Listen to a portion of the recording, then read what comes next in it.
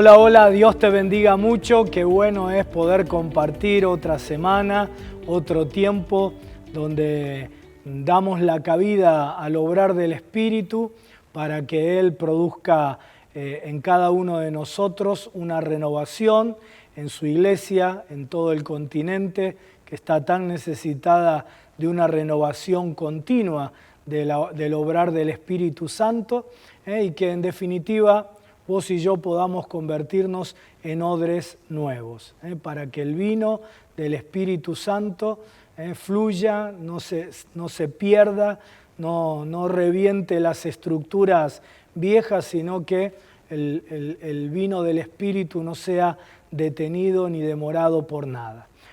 ¿Cómo estás, Pablo? Muy bien, contento, gracias a Dios, en este tiempo de cosas nuevas, comenzando este año con enorme expectativa en cuanto a lo que podemos llegar a vivir y descansando en el Señor más que en las circunstancias que nos rodean, ¿no? Y más que nunca, ¿no? Más que nunca, es cierto. Porque las circunstancias muchas veces son amenazantes, es cierto. Son confusas, producen incertidumbre, pero en el Señor tenemos certeza, ¿no? Amén. Él es la roca firme. Bueno, como ustedes saben, estamos utilizando la Biblia de la Nueva Reforma que Editorial Peniel pone a disposición de todos nosotros para que podamos tener un material excelente para la reflexión, el estudio de la palabra diario. No es una Biblia limitada a la Reforma Protestante o al evento de la Reforma Protestante de 1517, sino que es una Biblia que tiene una actualidad y unos recursos muy propicios, muy pertinentes para que vos puedas hacer tu propio devocional, para que vos puedas liderar tu grupo hogareño, para que vos puedas enseñar la palabra y traer lo que Dios tiene para este tiempo. Y estamos trabajando con el libro de Josué, y tuvimos 2 programas.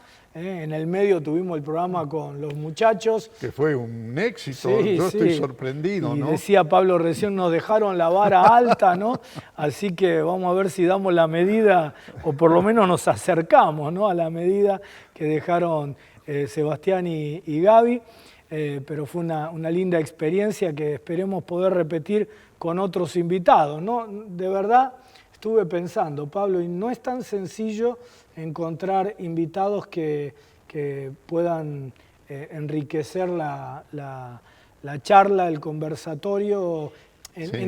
No es que sea algo inusual, pero digamos en el estilo de lo que estamos queriendo buscar como objetivos. Pero Dios nos va a dar algunos invitados para hacer otros episodios de Odres Deluxe, Odres Nuevos Deluxe. Pero decíamos que estamos trabajando con la Biblia y con el libro de Josué. Hicimos un primer programa donde hablamos del milagro, porque, y hoy vamos a retomar aquí, en el libro de Josué hay solo 4 milagros. Venimos del pueblo en el desierto con una infinidad de señales, de milagros, de prodigios, de maravillas, la nube en el cielo, la columna de fuego, el maná, las codornices, el agua brotando de la roca, etc. ¿Sí? Y pasamos al libro de Josué, y el libro de Josué, ¿sabés lo que nos dice, Pablo? Que apenas entraron, pusieron el pie en la tierra prometida, el maná cesó. Sí, y las codornices desaparecieron y el agua era el agua del Jordán y de los pozos que encontraban en el camino. Es decir, ese sistema de milagros, de sustentación, de acompañamiento del pueblo, como se termina la nube y se termina la columna de fuego.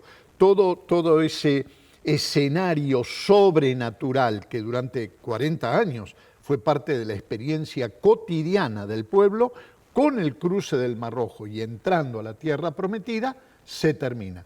Lo que habla también de que el milagro no es simplemente un hecho portentoso, un espectáculo que nosotros podemos repetir tantas veces como se nos dé la gana, porque primero no lo podemos provocar nosotros, segundo lo hace Dios, pero Dios lo hace con un propósito muy concreto y muy definido. El entrar a la tierra prometida ya era un milagro y van a ocurrir otros milagros, pero que ya no son esos milagros de sustentación, de acompañamiento, de guía, de protección del pueblo en su peregrinaje. Ahora, es muy, muy paradójico esto, ¿no? Porque normalmente nosotros, ¿qué pensamos? Que en los desiertos de nuestra vida es donde Dios no obra, o aparentemente donde Dios no se muestra obrando de una manera sobrenatural, y que en el cumplimiento de las promesas es donde vemos los grandes milagros de Dios. Pero acá ocurre a la inversa. Los grandes milagros de Dios ocurrieron en el desierto y en el cumplimiento de la promesa, la tierra prometida, cesan ese tipo de milagros y comienza otro tipo de mover sobrenatural de Dios que está asociado, como vimos también en uno de los 2 programas, con la colaboración del hombre, con el esfuerzo, con el trabajo del hombre. De manera interesante también, los milagros del desierto eran cotidianos a lo largo de 40 años, mientras que ahora en la tierra prometida son milagros de ocurrencia única. Puntual. Puntual. El cruce del Jordán fue puntual. La caída de los muros de Jericó, puntual. El granizo que les dio la victoria, puntual. Y el que me falta, el sol en Gabaón, una experiencia puntual. Sí. Y bueno, y ahí hablábamos en uno de los 2 programas sobre esto, como a mí me gusta llamarlo, ¿no? Los milagros de arriba y los milagros de abajo, ¿no? Y alguien preguntó, ¿qué es eso de los milagros de arriba y cuáles son los milagros de abajo del libro de Josué? Bueno, los milagros de arriba, los que estábamos hablando, ¿no? En el desierto todavía hay un pueblo con una mentalidad de esclavos, ¿no? Pablo nos enseñó muy bien, ya cuando leíamos y trabajábamos con el libro de Números, que el pueblo podía haber llegado a la tierra prometida en apenas 15 días aproximadamente, pero no estaban preparados para conquistar una tierra, para poseer un territorio, para tener una identidad de nación, para enfrentar enemigos, y como no estaban preparados, ¿sí? Entonces Dios los lleva por un camino más largo para que se produzca allí una transformación, un cambio cultural, ¿no? Haríamos una mala lectura, o por lo menos una insuficiente lectura del texto bíblico, si solo creemos que los milagros en el desierto fueron detalles de Dios como para responderle a sus murmuraciones, quejas y actitudes de malcriados, ¿no es cierto? Allí Dios estaba queriendo producir una transformación espiritual y cultural que le diera cohesión de identidad a ese rejunte de esclavos, como nos decía Pablo en el programa de aquel momento, y que les diera una nueva mentalidad de decir, somos los poseedores de la promesa de Dios y tenemos que trabajar para eso, ¿no? Pero lo cierto es que esa mentalidad de esclavos hizo que nadie entrara a la tierra prometida excepto 2, Josué y Caleb.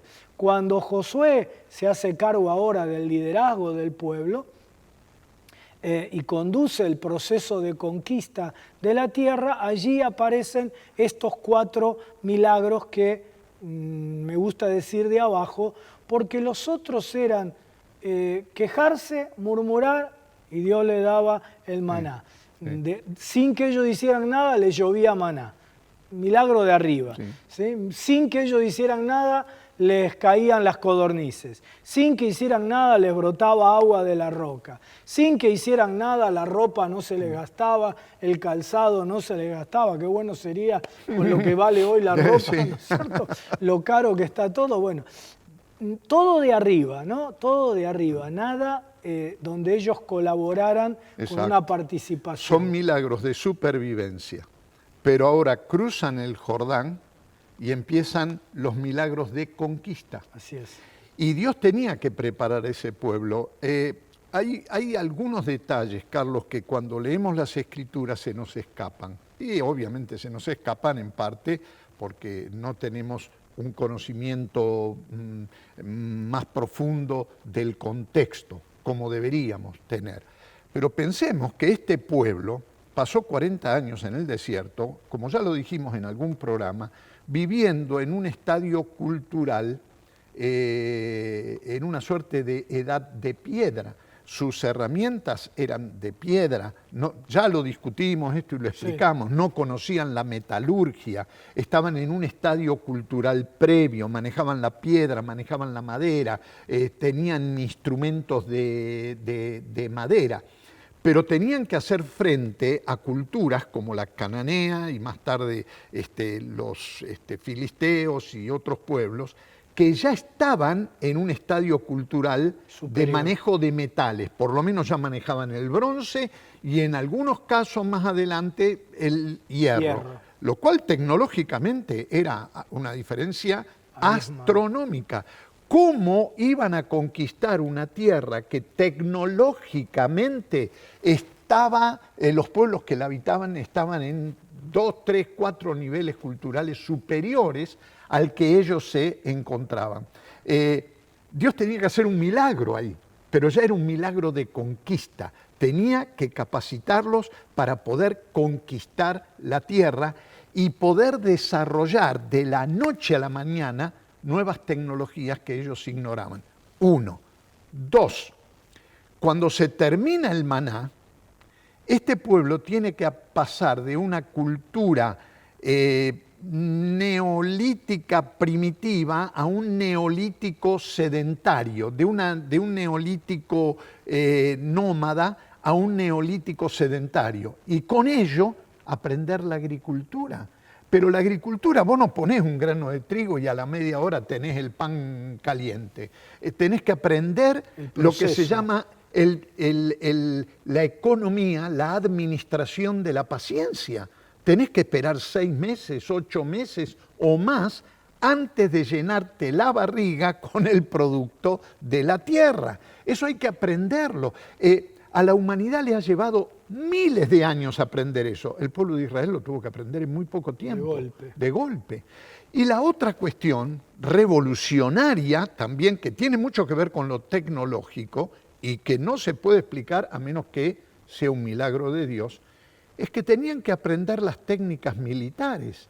Los cananeos tenían ejércitos organizados. Las ciudades cananeas, que eran ciudades independientes, ciudades-estados, como Jericó, Laquis, Siquem y otras ciudades contemporáneos de Josué, eran ciudades amuralladas. Estos tipos de muralla no sabían nada, venían del desierto, no tenían muralla en el desierto, es decir, no tenían estructuras defensivas.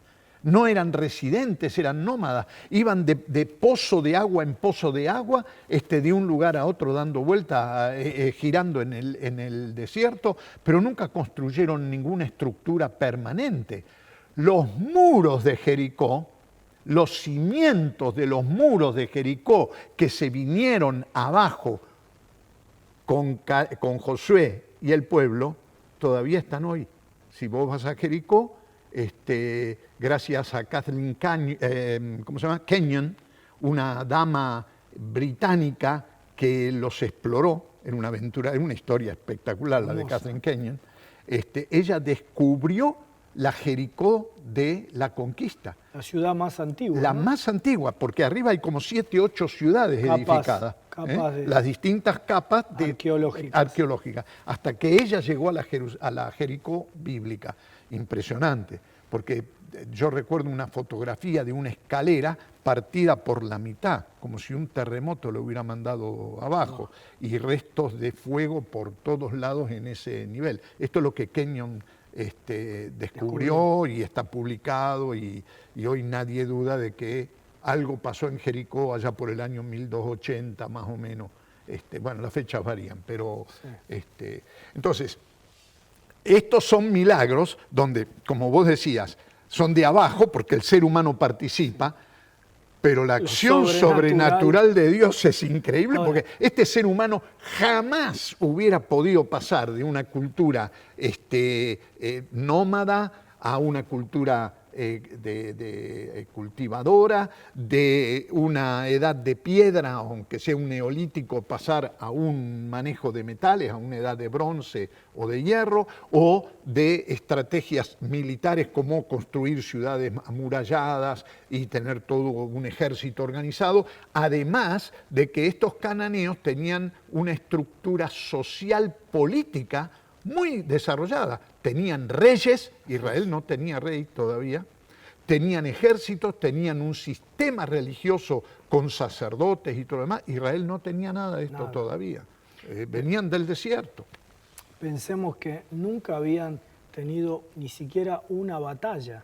Exacto. Nunca habían peleado contra nadie. Nunca estuvieron en un campo de batalla. El único ejército enemigo que enfrentaron fue huyendo del de Egipto, y nunca lo enfrentaron. Y cuando enfrentaron a los primeros pueblos en el norte, no le hicieron frente, los esquivaban, que pasaban por el costado, porque no tenían cómo hacerle frente. Así es, así es. Ahora vamos a entrar en los milagros de Josué, ¿no? Pero dijiste algo allí que quiero tirarte la lengua para que lo reflexionemos, ¿no? Hay una mentalidad muchas veces en la gente creyente de hoy en día que cree, que como ya hemos hablado en otros programas, tiene una aproximación más mágica que de fe, ¿no? Vos hablaste de la importancia de que ellos, de manera acelerada, entraran en algunos de estos desarrollos tecnológicos, bélicos, de agricultura, etcétera, ¿no? A veces hay una aproximación, y como yo tengo carga por muchos jóvenes, porque otra vez, como hablábamos en el programa con Sebastián y con Gaby, se están abriendo posibilidades, pero las posibilidades, las puertas se cierran cuando no hay una preparación detrás, ¿no? A veces se cree que es solamente orar y ayunar, y todo eso es fundamental, es esencial, pero no hay el esfuerzo de la capacitación. Como yo quiero decirte, vos que estás viendo el programa, que esto sucede no en el desierto, sucede en la etapa del cumplimiento de la promesa.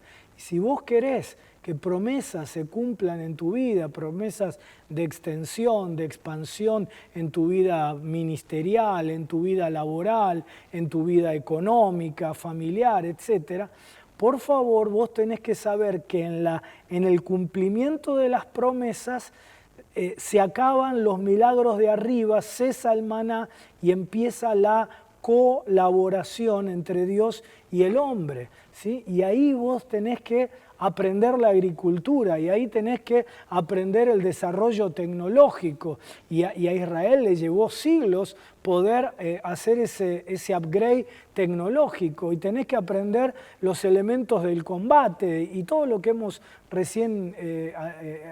hablado recién, ¿no? Entonces, no dicotomices la realidad, ¿no?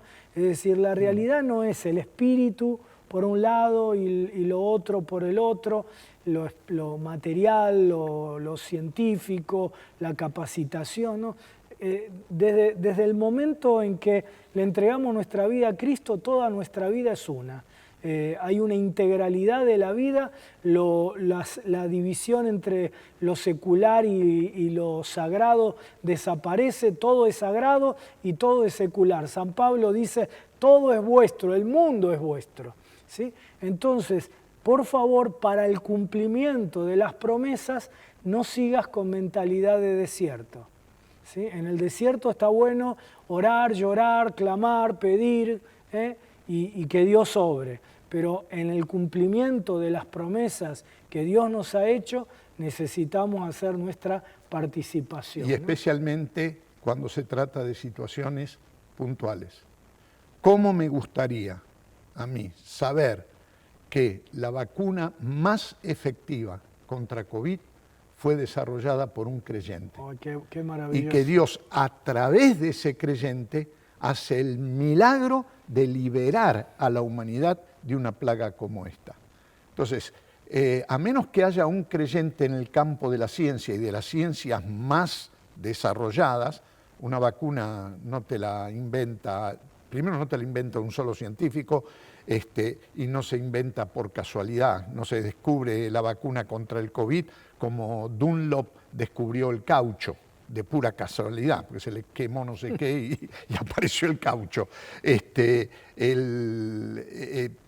Pero necesitamos gente metida ahí, necesitamos gente en el mundo de la ciencia, en el mundo de las artes, en el mundo de la generación de opinión pública, ya hemos hablado en el mundo de la política, en el mundo de los negocios, etcétera, etcétera. Y ahí, en esos ámbitos, Dios va a hacer milagros, pero los va a hacer a través de Josué, a través de Caleb y a través de Pedrito, Juan, María, Andrés, Susana, los que se pongan en las manos del Señor en esos medios, ¿verdad?, para ser utilizados para su gloria y honra en milagros puntuales. Así es.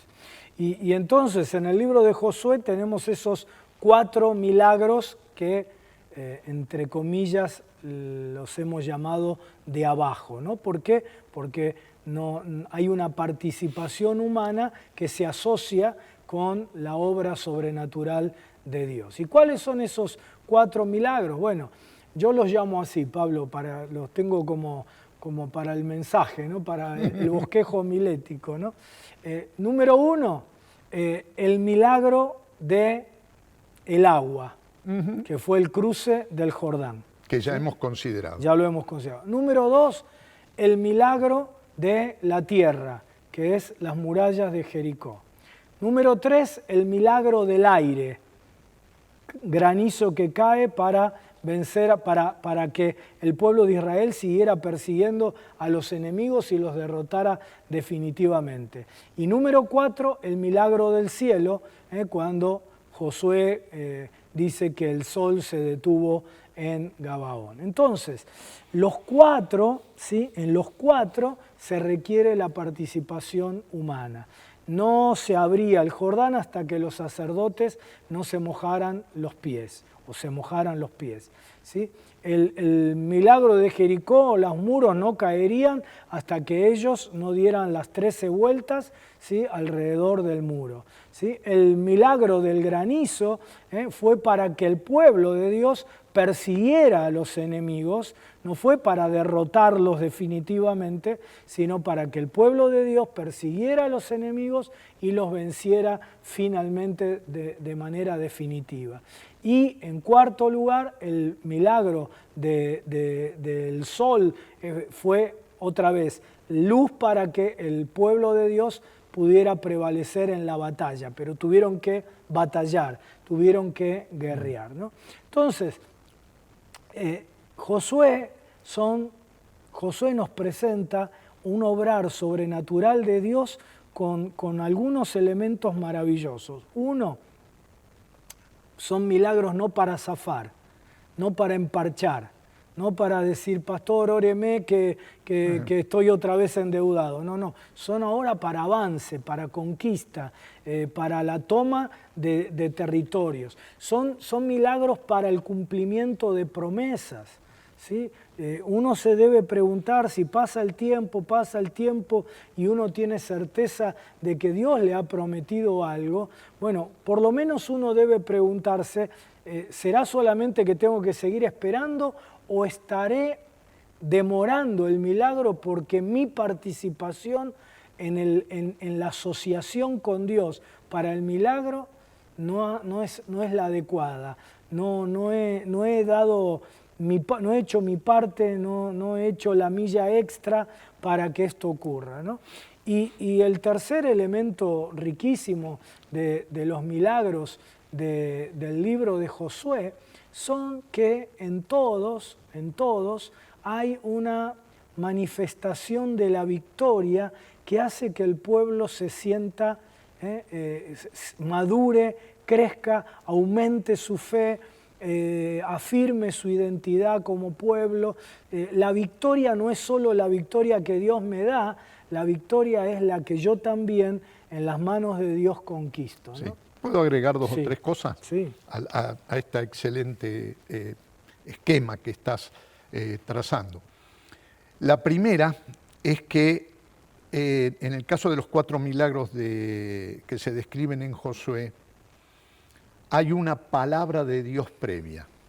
Es decir, Dios da una orden. Esa palabra generalmente es mandatoria, es una palabra, es una orden de parte de Dios. No es una sugerencia, no es que Dios dice, muchachos, a ver si pueden, crucen el Jordán, o estén preparados hasta que cuando baje el agua apúrense y pasen antes que venga otra vez la corriente.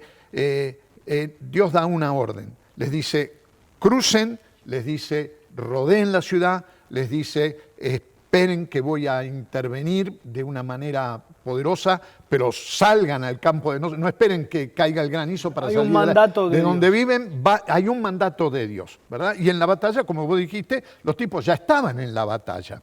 Entonces, siempre en el milagro es, este tipo de milagros que estamos considerando, siempre hay una palabra previa de parte de Dios, lo cual es ya una llamada de atención. Cuando Dios dice algo, paremos la oreja. Cuando Dios ordena algo, paremos la oreja. Prestemos atención porque es Dios el que habla. Y si Dios dice, voy a hacer esto, más vale que le creamos, porque lo va a hacer, ¿verdad? Entonces, esa palabra es muy importante porque ya alimenta el segundo elemento en este tipo de milagros, que es la fe, es la confianza. Es decir, el agua no se cortó en el Jordán antes que los sacerdotes se atrevieran a cruzar con el arca. Hay que pensar que el arca era un elemento de un valor material. Acordémonos que la madera fina, revestida de oro, juntaron el oro prácticamente de todo el oro que tenía el pueblo para hacer el arca del pacto. Y además una riqueza simbólica, era el símbolo de la presencia de Dios, entonces tenía un valor extraordinario. Había que meterse en el agua barrosa del Jordán, confiando de que el agua se iba a cortar y que iban a poder seguir. Hacía falta fe, una fe activa. Hacía falta fe para aguantarse las burlas, los tomatazos que le tiraban desde la muralla, tomándoles el pelo los cananeos de Jericó al pueblo, dando vueltas ahí como imbéciles, cantando, gritando, haciendo sonar la bocina y todo lo demás. Era un verdadero carnaval, un circuito de carnavalesco. Había que tener mucha paciencia con el granizo, pero también confianza de que el granizo que afectaba a los cananeos también los afectaba a ellos, porque las piedras les caían también en la cabeza a los israelitas. Entonces había que tener confianza en esa palabra que Dios había dado. Y lo mismo podemos decir en el caso de la batalla. Salir a la batalla simplemente con una promesa de Dios y de que al final del día la iban a ganar, estando en total desventaja desde todo punto de vista, había que tener mucha confianza en Dios. Entonces, palabra de Dios, Dios da una orden, fe para cumplirla, para encararla, confianza para encararla. Y la tercera cosa que no siempre se tiene en cuenta en relación con un milagro es paciencia. Espera. Hubo que esperar que se cortara el agua para que pasara todo el pueblo. Los sacerdotes se mojaron hasta la rodilla y finalmente cruzaron en seco, pero hubo que esperar, el agua no se cortó de golpe, se fue bajando de nivel de a poco. ¿Cuántas vueltas le dieron alrededor a la...? 13. Bueno, 13 vueltas, hay que dar 13 vueltas alrededor de una ciudad amurallada que no era de 100 metros por 100, era una ciudad. Durante 6 días, 6 vueltas, el séptimo otras 7 vueltas, ¿no? Y bueno, entonces había que hacerlo, había que patearlo. ¿Vos te acordás que una vuelta nos fuimos como iglesia, no toda la iglesia, pero algunos líderes nos fuimos a la Casa Rosada a darle vuelta? Sí. Que hicimos exactamente eso. Sí. ¿No hicimos lo mismo acá, en esta manzana? Y nos dimos cuenta ahí que darle la vuelta a Jericó tenían que patear un buen rato. Paciencia. Sí, una ciudad entera. Una ciudad entera. Paciencia. Y lo mismo con los otros milagros. De hecho, el sol se detuvo en Gabaón y después explicaremos más adelante cómo podemos explicar ese milagro bastante misterioso. Pero fíjate vos que el milagro se verifica al término del día, es decir, cuando termina la batalla en victoria, se comieron todo un día de combate, ¿verdad? Y un día extenso, porque tuvieron luz durante mucho tiempo para batallar. Entonces, palabra de Dios, confianza, fe y paciencia. Si Dios lo dice, confiemos, porque tarde o temprano se cumple. Dios lo va a hacer, ¿no? Dios lo va a hacer. Y esto es muy importante para tu vida y la vida de cada uno de nosotros, ¿no? Siempre entre palabra y cumplimiento hay tiempo, ¿sí? Siempre, a menos que sea algo instantáneo que Dios lo puede hacer. Que Dios lo puede hacer, pero normalmente cuando Dios da una palabra no la da. Cuando Dios quiere hacer algo instantáneo, lo hace, ¿no? Pero cuando Dios da una palabra, te muestra una visión, ¿sí? Siempre entre palabra y cumplimiento hay tiempo.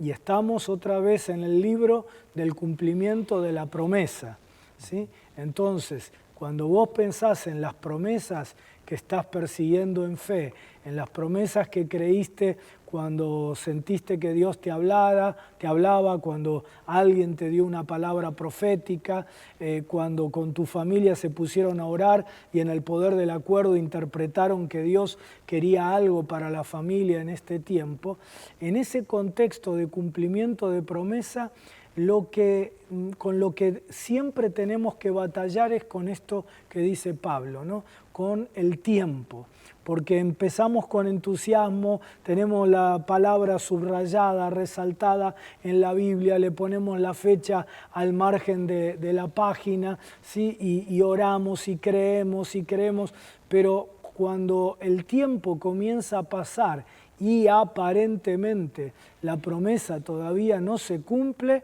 ahí empezamos a sentir que nuestra fe se debilita, ya no oramos tanto como antes, ya no confesamos la palabra como antes, ya no la declaramos, no la creemos, y llega un momento que directamente la archivamos, ¿no? Me impacta cuando la Biblia dice que Samuel no dejó caer a tierra ninguna de las palabras que Dios le dio, ¿no? El tiempo es el enemigo de nuestras promesas, ¿no? Porque debilita o nos debilitamos en la espera, pero nosotros queremos animarte a que vos puedas en esta noche en que estamos reflexionando sobre los milagros del libro de Josué, que vos puedas ahora renovar tu paciencia, ¿sí? Más que paciencia, solamente es lo que decía Pablo, fe y paciencia. Podríamos decir que fe más paciencia es fidelidad en creer la palabra, y ese es el concepto bíblico, porque en el Antiguo Testamento especialmente, lo que nosotros llamamos fe desde el Nuevo Testamento es fidelidad en el Antiguo, especialmente cuando se aplica a Dios. Dios es fiel. Entonces podemos confiar en Él precisamente porque Él es fiel. Él cumple lo que promete. No solo que lo que Él dice es cierto, sino que Él cumple lo que promete. Ahora, Pablo, ¿qué te despierta a vos así a flor de piel el milagro de la caída de las murallas de Jericó? ¿Qué cosa te provoca a vos? Es interesante porque desde un punto de vista arqueológico, Jericó, el yacimiento arqueológico de Jericó es uno de los más explorados en Israel.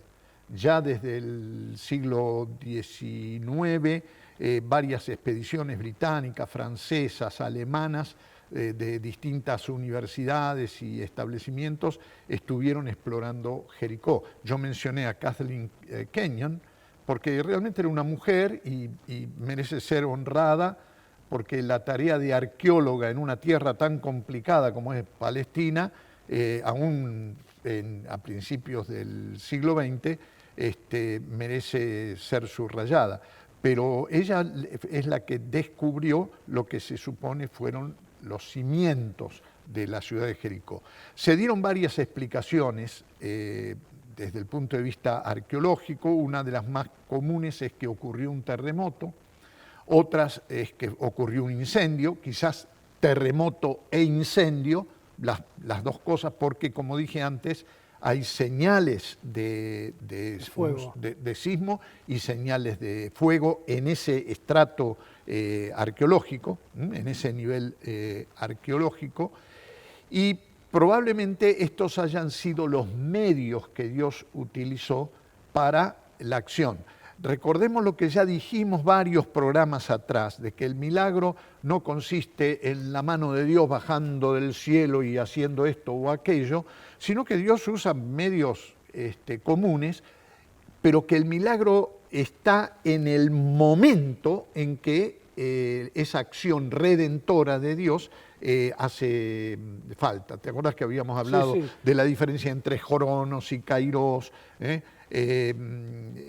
Seguramente Jericó, a lo largo de los cientos o miles de años de vida de ese asentamiento, de esa ciudad, sufrió terremotos un montón de veces. La cuestión es que los muros se cayeron en la última vuelta que pegó, tal como Dios se los había como dicho. se los había dicho, ¿no es cierto? Entonces, ahí es donde se encuentra el milagro.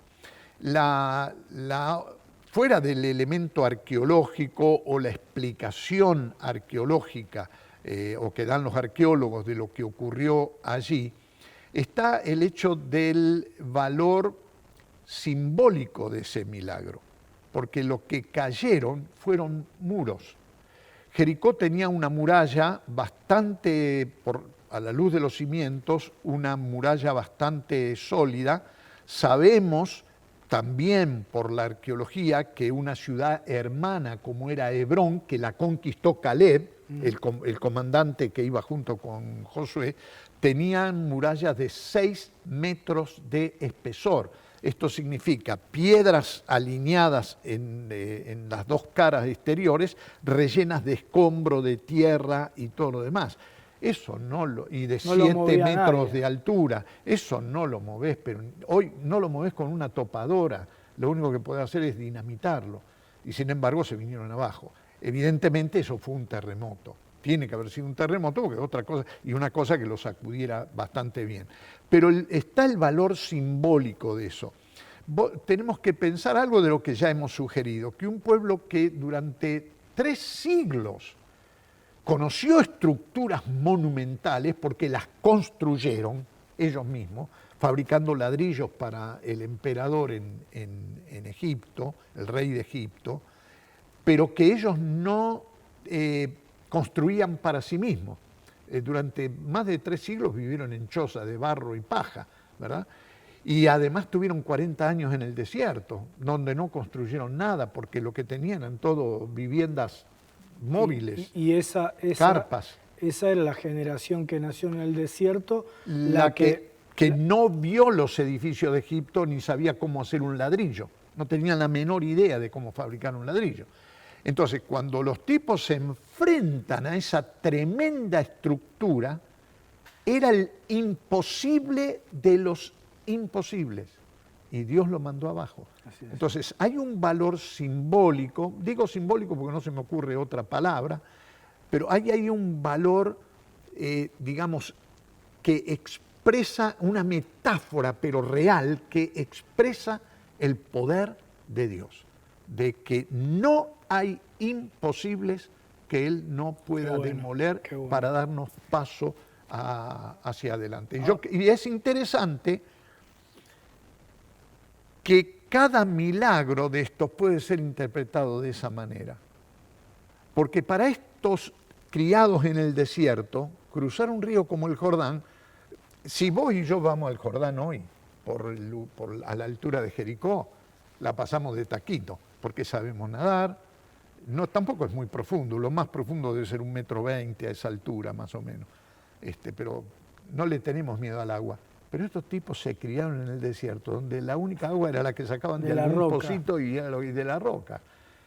Tenían terror. Fíjate vos las imágenes en la poesía hebrea, por ejemplo, cuando ellos en su poesía hablan del mar, lo comparan con el caos. Porque no hay una amenaza más grande que entrar al mar. Los israelitas no eran un pueblo navegante. Los primeros barcos que tuvieron los israelitas en época de Salomón se los presentaron los fenicios, el rey Hiram de Tiro y compañía. Salomón no tenía barcos, es un pueblo que no conoce el agua. El agua todavía hoy escasea en Israel. Entonces, fíjate, el Jordán era una barrera imposible, se seca. Los muros de Jericó, una barrera imposible, se vienen abajo.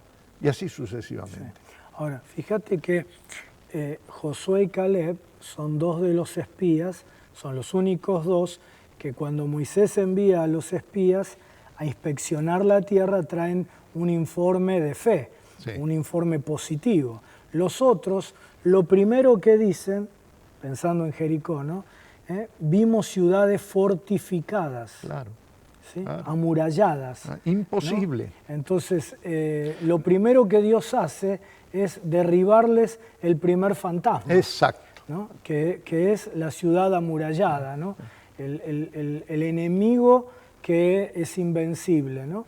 Y yo creo que este es un buen momento, quizá dejemos para otro programa los otros milagros, pero este es un buen momento para que nosotros podamos orar por aquellos hermanos que están frente a una ciudad amurallada. Un imposible. Un imposible, que tienen una promesa de Dios, que confían en Dios, pero que por más fe que tengan, saben que ahí hay una ciudad amurallada, ¿no? Y que podamos orar para que se mantengan en fidelidad, es decir, en fe y paciencia, en fe constante, en una fe que persiste y que crean que el muro se va a caer. El muro se va a caer. Si de verdad Dios te habló, el muro se va a venir abajo. Puede ser una enfermedad incurable o una enfermedad crónica, puede ser una situación material que aparentemente no tiene salida, puede ser una situación en tu familia que aparentemente no tiene solución, pero los muros se van a caer si Dios te habló y si vos en obediencia y en fe seguís dando vuelta alrededor de eso, haciendo tu parte, clamando a Dios, orando a Dios y creyendo que Dios lo va a hacer. Pablo, quiero que ores por aquellos hermanos que están atravesando estas circunstancias que se muestran como imposibles. Y quiero agregar esto, Carlos. Nosotros estamos sentados acá en un lugar que es el santuario de la iglesia del centro, que durante 70 años o más fue imposible, una imposibilidad. No les puedo dar los detalles, Carlos los conoce tan bien como yo, de las locuras que hemos hecho para llegar a tener este lugar. Pero créanme que fueron imposibles, como los muros de Jericó. Y todos estos años la iglesia estuvo dándole vuelta y dándole vuelta y dándole vuelta, y a veces pensando de que no iba a pasar nada, y seguimos y seguimos. Cuando tomamos el pastorado con Carlos, una de las cosas que nos metió el Señor en el corazón fue retomar la ronda. Así es. ¿Verdad? Así es. Que ya estaba abandonada. Así es. Y retomar la ronda no sé si fue la tercera vuelta o la cuarta, pero retomamos la ronda y con la iglesia seguimos soñando con lo imposible. Y con $0. $0, y lo único que teníamos era la palabra de Dios, que fue confirmada de múltiples maneras, la palabra de Dios. Y acá estamos. Entonces, no es que estamos hablando de teoría, estamos hablando, y podríamos citar experiencias personales y muchos testimonios, ¿verdad? De cómo los muros de Jericó se vienen abajo cuando hay palabra de Dios, cuando hay confianza en el Señor y cuando tenemos la paciencia de esperar. Esta iglesia esperó décadas para tener su santuario y Dios cumplió su Amén. palabra. Amén. Así que vamos a orar. Señor, con esta confianza y esta fe de la que hemos hablado, deseamos en este momento pedirte que por tu Espíritu Santo abras nuestros ojos para ver las maravillas de tu palabra, de tus promesas, para creerlas, confiando en ellas y lanzarnos al cumplimiento de tu voluntad, sabiendo que para aquello que es tu voluntad no hay imposibles que puedan quedar en pie. Especialmente en este momento queremos orar por aquellos siervos y siervas tuyos que están padeciendo el contagio de COVID y cuyas vidas están corriendo peligro. En el nombre de Jesús, pronto sácalos de esta situación con sanidad completa, de manera que puedan volver al servicio con alegría, con fuerzas y con gratitud en su corazón. Estamos pensando en aquellos que hace ya tiempo están sin trabajo y han estado buscando insistentemente y han llegado a un punto donde les parece que es imposible en estas circunstancias resolver con trabajo su situación de escasez económica y de provisión para sus necesidades básicas. En el nombre de Jesús, derriba esos muros de imposibilidades y abre puertas de bendición abundante, mucho más de lo que pedimos y entendemos. Pedimos también por aquellos que en este momento han llegado a un punto en sus relaciones personales, como pareja, como con los hijos, con los padres, con familiares o amigos, socios, donde parece que no hay retorno, que está todo perdido, que la llama del amor se apagó y que todo sentido de responsabilidad está ausente. En el nombre de Jesús, restaura esas relaciones quebrantadas y trae otra vez canto, alegría, felicidad, satisfacción, bendición que sobreabunde sobre las relaciones que están deterioradas en el momento.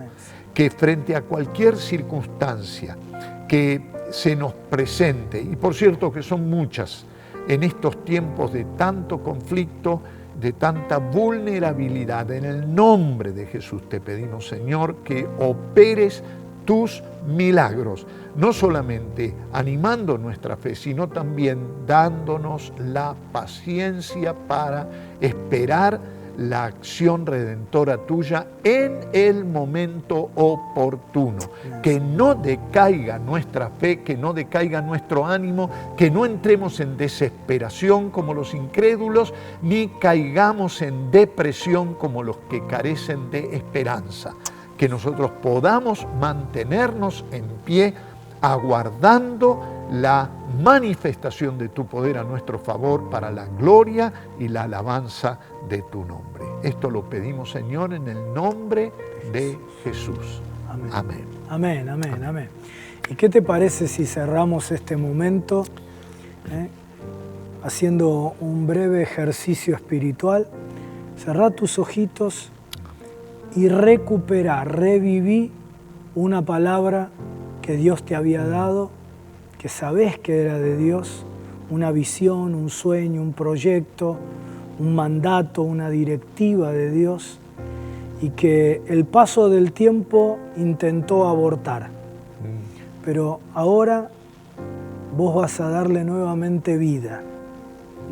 No esperes que Dios haga de arriba solamente. Dios va a hacer su parte siempre. Dios nunca te va a dejar sin su acción sobrenatural. Pero ahora decirle, Señor, yo retomo esa palabra, retomo ese llamado tuyo a mi vida, recupero ese sueño que había archivado. En el nombre de Jesús, Señor, vuelvo a creer, vuelvo a orar, activo fielmente mi confianza en vos.